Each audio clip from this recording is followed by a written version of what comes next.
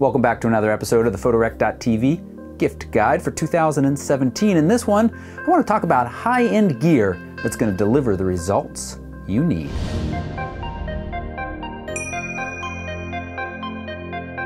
Let's start by talking about my iMac. This is a 27-inch iMac, and this has been my go-to desktop machine for editing for just over 2 years now.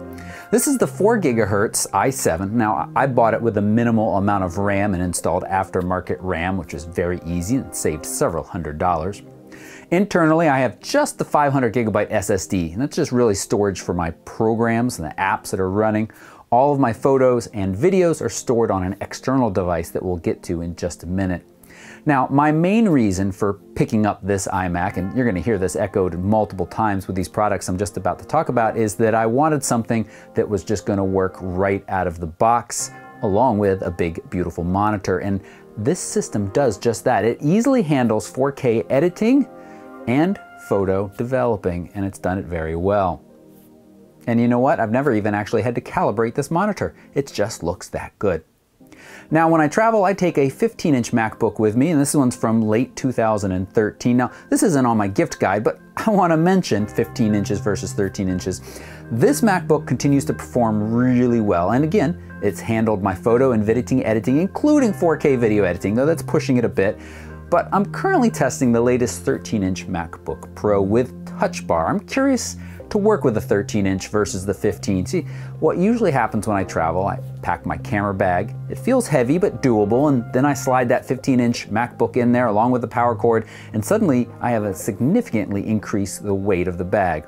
Now for you, it really depends on how much you travel, how much you edit while traveling, and how much that weight savings is important to you. I will say, as a content creator, I don't love the fact that with the latest MacBooks, they've dropped the SD card slot and they've gone to that 100% USB-C method of connecting devices. I will say it's nice simplification, and I love being able to power it from USB devices, but you end up with peripherals if you want to plug anything extra in, and that just feels clunky. You will find some better savings on the Windows side. I mean, you can certainly get a machine that is similarly spec'd that will be a lot cheaper than these MacBooks, but I look at this 15-inch, 4-year-old machine, how well it's held up. Very, very well.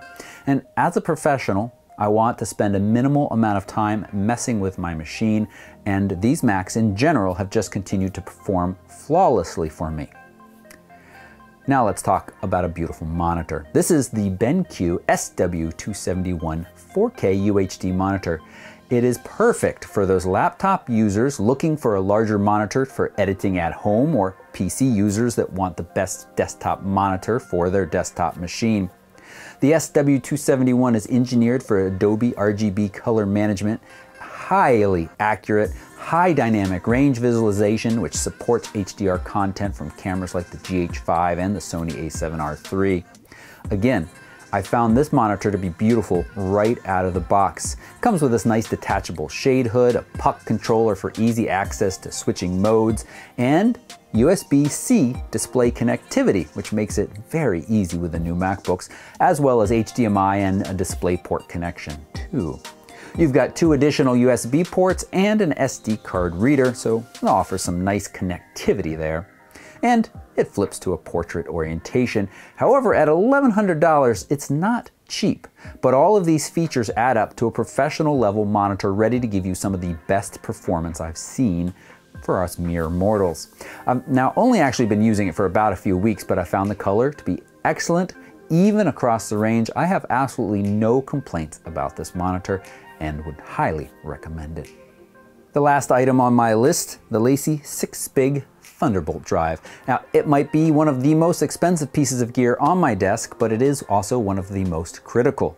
I shoot a lot of video here at Photorec.tv. I mean, terabytes and terabytes. Last year in Africa alone, in 2 weeks, I shot almost 2 terabytes of video.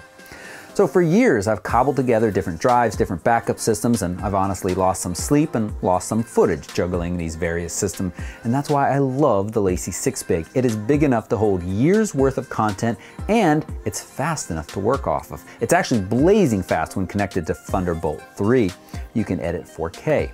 So I've got currently six 6TB drives in here, and they're set up in RAID 5, which also protects me from loss of data in case one of those drives fails. There's a lot of other RAID options that you can set this drive up in, either to be even faster or to be even safer in backing up. The drives are hot swappable, and I can upgrade to larger sizes in the future, making this something that can grow with you. So they offer systems that range in size from 12 terabytes to 48 terabytes in this size, and a larger model supports sizes up to 120 terabytes. You could certainly save some money and build a system similar to this yourself, but echoing the theme here of these other items, I want this to work without me needing to research RAID options, and if it breaks, I want to hand it to somebody else and say, please fix this.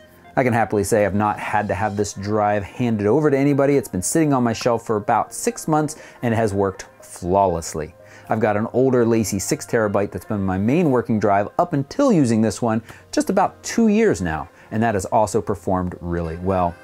They send all the cords you need, including the USB-C and the USB 3, and of course this is backward compatible with those slower USB speeds. All in all, if you're looking to give yourself a fast, smart system as a working drive that is also safe to work with because of the RAID designation, this LaCie 6BIG will do the job.